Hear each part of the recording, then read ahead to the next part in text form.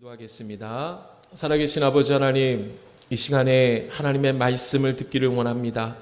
주님, 말씀하여 주시옵소서. 종이 듣겠나이다. 우리가 말씀을 듣고 끝나는 것이 아니라 하나님 말씀을 믿고 실천하기 이르는 놀라운 은혜를, 결단을 허락하여 주시옵소서. 말씀을 듣는데 방해하는 모든 사단의 세력들을 예수 그리스도의 이름으로 떠나가게 하여 주시옵소서. 예수님의 이름으로 기도합니다.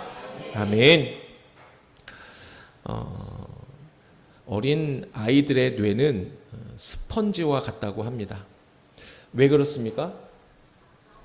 그대로 다 흡수하기 때문이죠. 제 아내한테 그 얘기를 들었어요. 아이들 가운데에 입이 좀 험한 아이들이 있다고 해요. 툭하면 짜증내고, 툭하면 심지어는 어린아이에서 나오지 못할 말아야 할 그런 그러니까 말들이 나온다고 해요. 근데 왜 그럴까 봤더니 부모님들이 아이들 데리러 오잖아요. 근데 부모님들 입에서 은연중에 그런 말들이 나오는 거예요. 그러니까 아이들이 그대로 다 흡수하는 거죠. 저는 오늘 이 시간에 말씀을 듣는 우리가 어린아이와 같은 뇌를 갖기를 소망합니다. 아멘. 있는 그대로 주신 말씀을 튕겨내는 게 아니라 그대로 다 흡수하는 이 시간이 되기를 주님의 이름으로 축복합니다.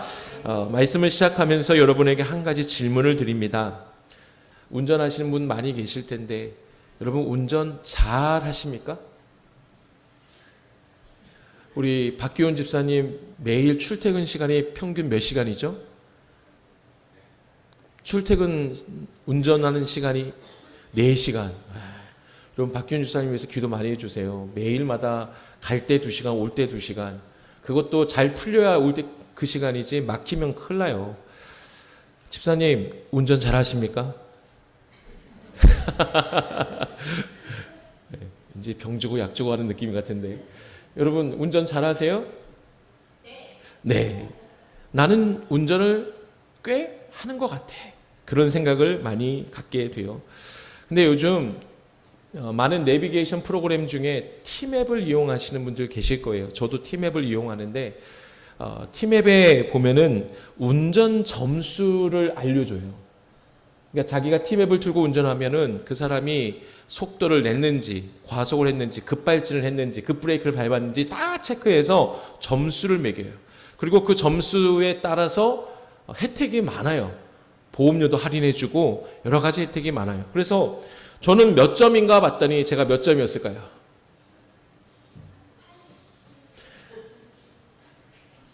저를 도대체 어떻게 보시길래 말이세요? 제 점수는 92점이었습니다. 저는 속으로 생각했어요. 이야, 이 정도면 여러분 그 반응처럼 잠깐만 잘 분별해야 되는데 라는 거는 그렇게 보지 않았는데 점수가 좀 높네라는 뜻인가요? 아니면 대단하시는구나 그런 뜻인가요? 예, 후자로 생각하겠습니다.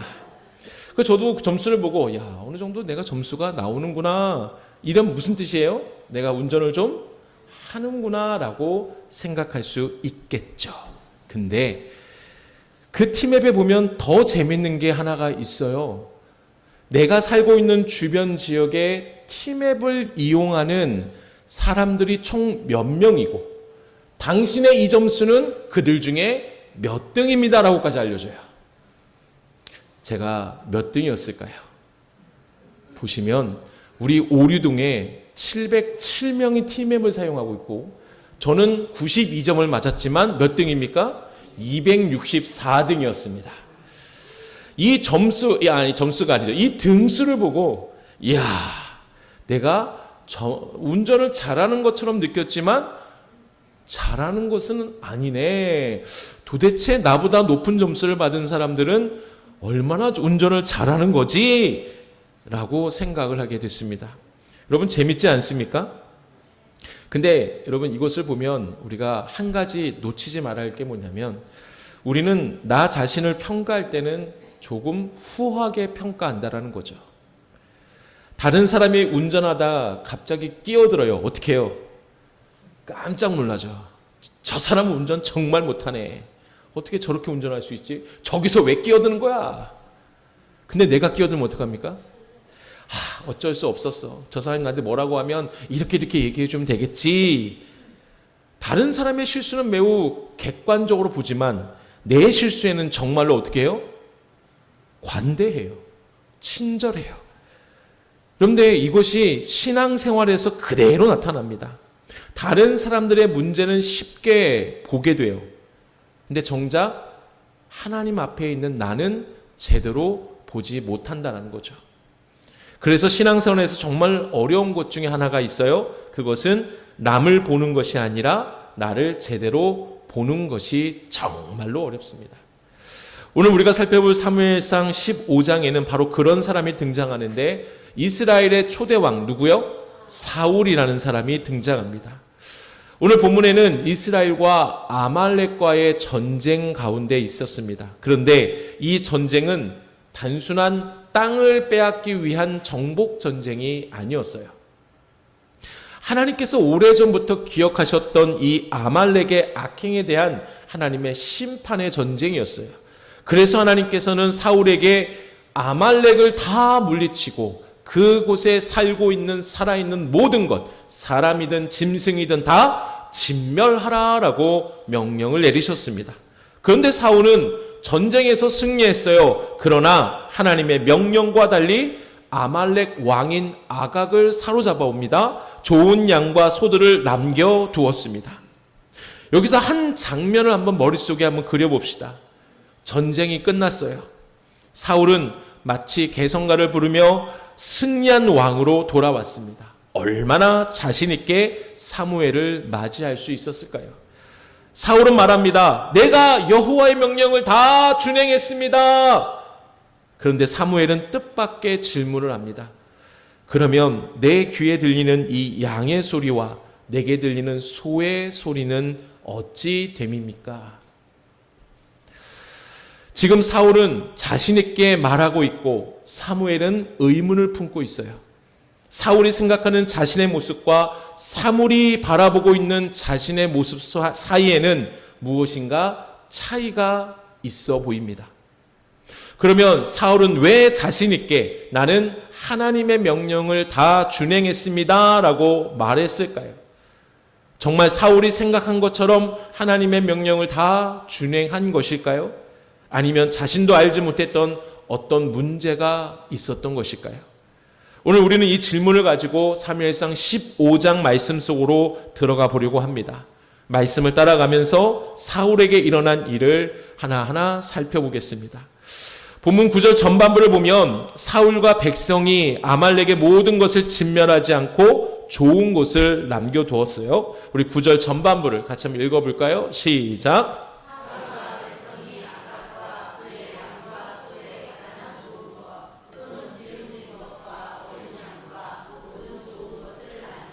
아멘.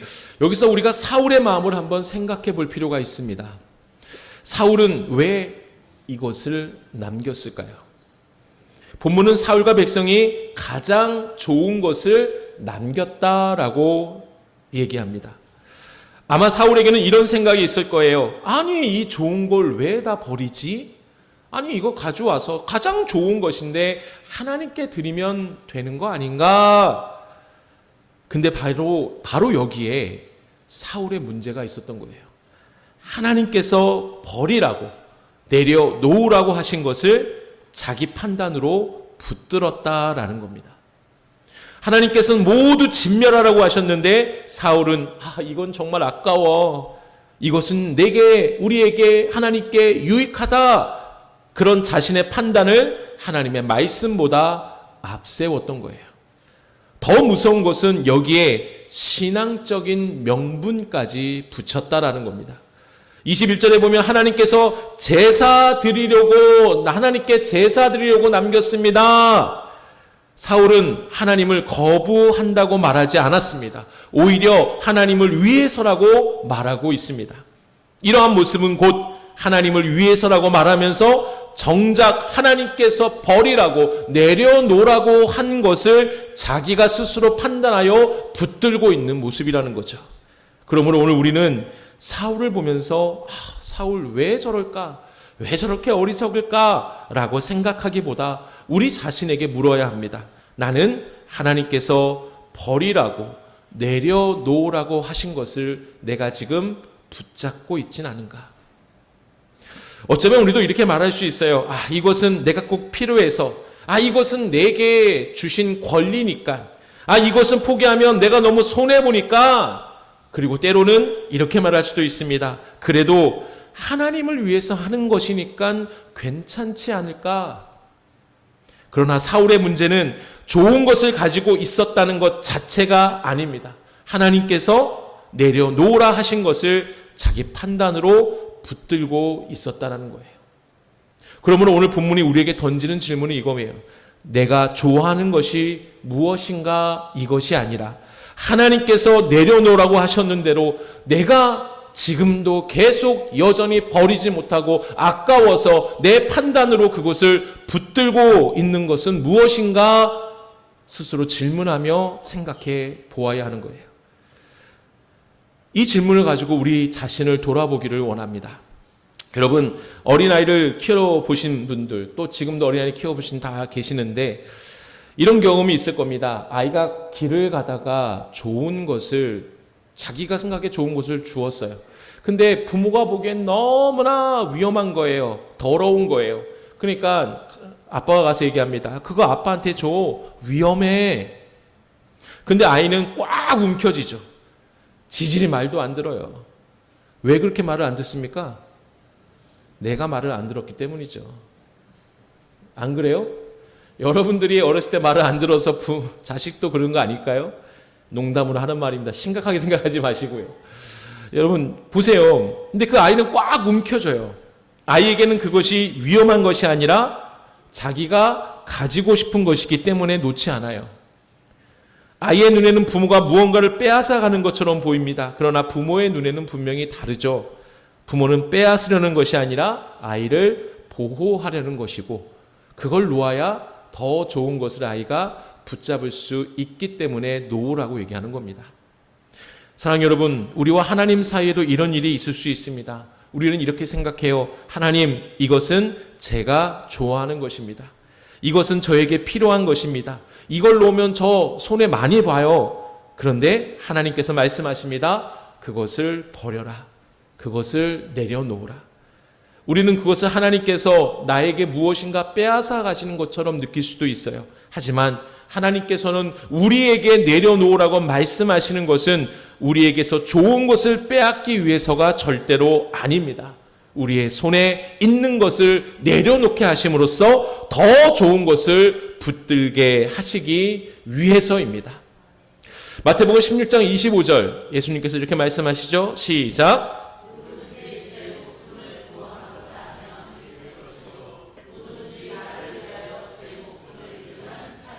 아멘. 예수님은 우리가 붙들고 있는 것을 무조건 빼앗아 가시는 분이 아니에요. 오히려 내가 끝까지 붙들고 있는 것을 내려놓고 주님만을 붙들 때에 우리에게 참 생명을 얻는다라는 것을 말씀해 주십니다. 나를 위하여 그것을 내려놓을 때 너희가 참된 생명을 얻는다라는 말씀을 하시는 거죠. 하나님께서 버리라고 하셨는데도 하나님 이것만큼은 안 됩니다 라고 말하고 있다면 바로 그때 우리는 오늘 본문의 사울의 모습을 떠올려야 하는 거예요. 사울은 하나님께서 버리라고 하신 것을 붙들었습니다. 그리고 그것을 붙들면서도 내가 하나님께 드리려고 했어요 라고 말하고 있는 거죠. 사랑하는 여러분, 이번 한 주간 하나님 앞에서 우리가 조용히 기도하기를 원합니다. 하나님, 제가 하나님보다 더 소중하게 붙들고 있는 것은 무엇입니까? 여러분 스스로 생각해 보세요. 그게 사람과의 관계일 수도 있어요. 물질일 수도 있겠죠. 내가 세워놓은 계획일 수도 있습니다. 자존심일 수도 있고요. 내가 반드시 옳다는 생각일 수도 있어요. 오래전부터 품고 있는 욕심일 수도 있고요. 여전히 헤어나지 못하는 내 안의 상처일 수도 있어요. 하나님께서 버리라고 하신다면 여러분 그것을 다시 합리화하지 말고 믿음으로 내려놓으시기를 바랍니다. 버리시기를 바랍니다. 기억하세요. 하나님께서 내려놓으라고 하신 것을 내려놓는 것은 무엇인가 내가 잃는 것이 아니라 하나님의 더 좋은 것을 얻게 되는 놀라운 하나님의 말씀임을 믿고 손을 쫙 펴시기를 바랍니다. 오늘 이 시간에 이렇게 고백하길 원합니다. 따라해 볼까요? 하나님, 제가 원하는 것을 붙드는 것보다 하나님을, 제가 하나님을 강조했어요. 다시요. 하나님을 붙들겠습니다. 이런 믿음의 결단이 있는 우리 삶이 되기를 주님의 이름으로 축원합니다. 우리 계속해서 말씀을 보면요, 사울이 13절에서 말하여 내가 여호와의 명령을 행하였나이다. 그런데 사무엘이 묻고 있어요. 14절을 한번 읽어볼까요? 시작. 사무엘이 이르되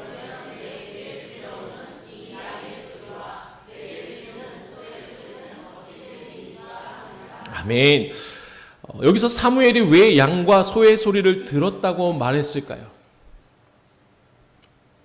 단순히 동물의 울음소리가 들리니까 들렸다라고 말하는 겁니까? 아니에요. 그 소리가 바로 사울의 불순종을 증명하는 소리이기 때문입니다. 하나님께서 사울에게 아말렉의 모든 것을 진멸하라고 하셨어요. 그러면 하나님의 말씀대로 순종했다면 사울이 돌아오는 길에 아말렉에서 가져온 양과 소의 울음소리가 들려야 합니까? 들리지 말아야 합니까? 들리지 말아야 했죠. 없어야 할 것이 남아 있었기 때문에 소리가 난 것이죠. 그래서 사무엘은 사울의 말을 믿지 않고 그 주변에서 들려오는 양과 소의 소리를 들었던 겁니다. 다시 말해 여러분, 사울의 내가 여호와의 명령을 행하였나이다 라는 말이 끝나기도 전에 양이 울고 있습니다. 양이 어떻게 울어요? 네, 그 염소 아닌가요? 정확하게 구분을 못하겠어요. 양의 소리와 염소의 소리. 아무튼 매 하고 울죠. 소의 소리는 무엇입니까? 매 하고 울겠죠. 이 소리를 누가 듣고 있었다고요? 사무엘이 들었다는 거죠. 사울은 자신의 입으로 순종을 말하고 있었지만 그가 데려온 온 양과 소는 그는 불순종했습니다 라고 말하고 있는 거예요. 사람의 입술은 얼마든지 자신의 모습을 좋게 설명할 수 있습니다. 그러나 그 사람의 삶에 남아있는 것들은 절대로 거짓말하지 않습니다. 사울은 하나님의 말씀에 순종했습니다라고 말했어요. 그러나 양과 소는 아닙니다. 왕은 하나님의 말씀을 온전히 따르지 않았습니다라고 증언하고 있었습니다. 즉 사울에게는 말과 삶 사이에 차이가 있었다라는 거죠.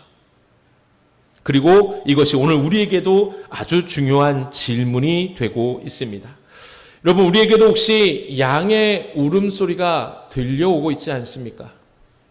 입으로는 하나님을 사랑합니다 라고 말하는데 삶에서는 하나님보다 돈을 더 붙들고 있지 않습니까? 우리의 입으로는 용서했습니다 라고 말하고 있지만 우리의 삶에서는 마음속으로 여전히 미워하는 사람이 꿈틀대고 있지 않습니까? 우리의 입으로는 하나님을 신뢰합니다 라고 말하면서 내 계획대로 안 되면 불안해하고 있지 않습니까?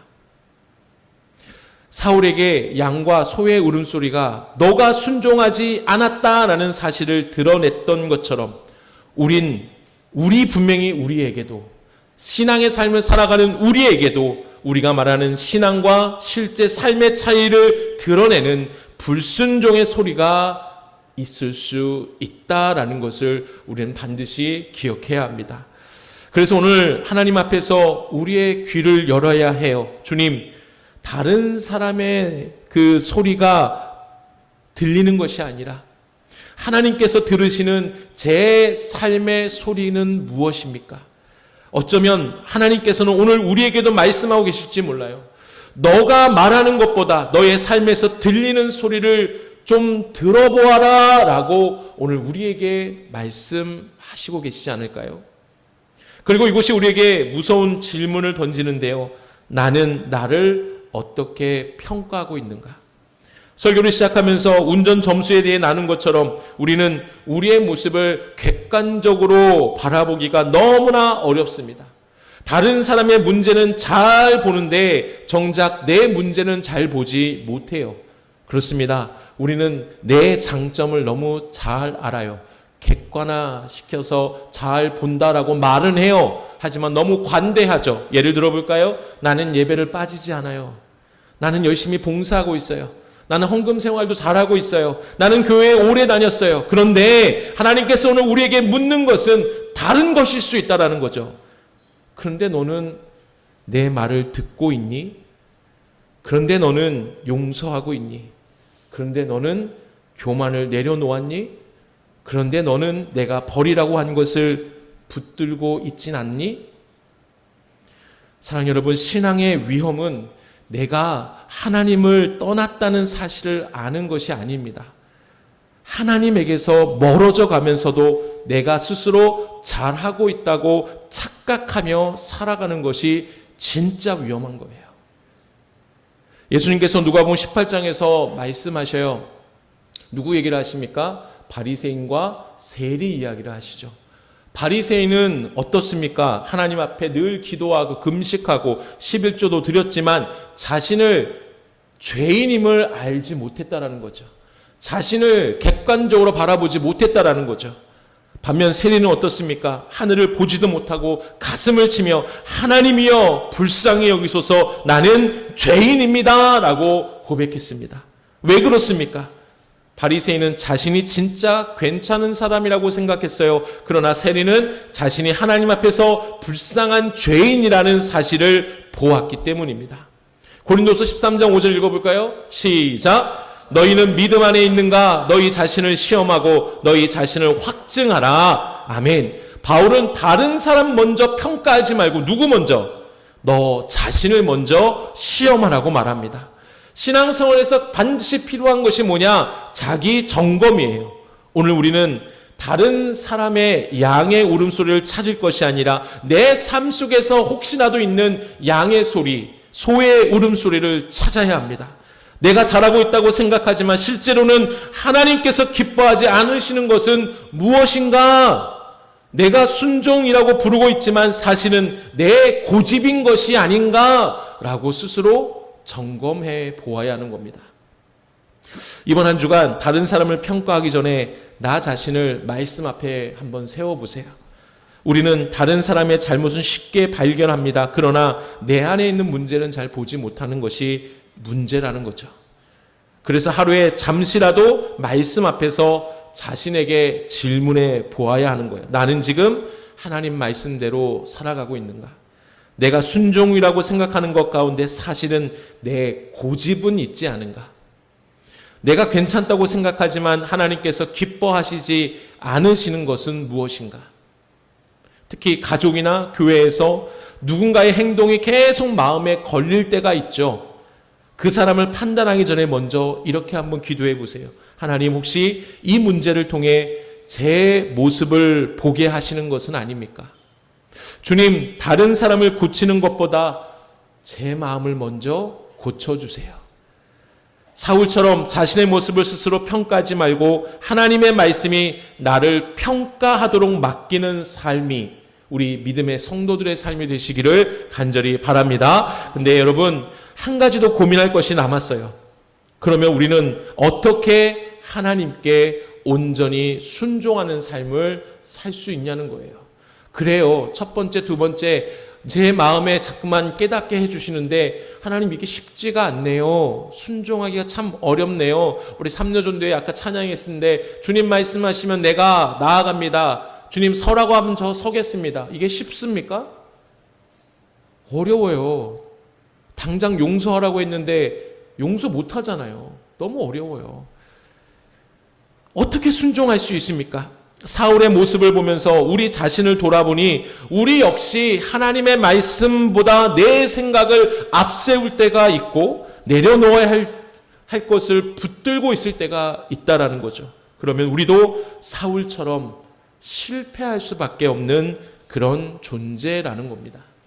그래서 성경은 우리의 시선을 사울에게만 머물지 않게 합니다.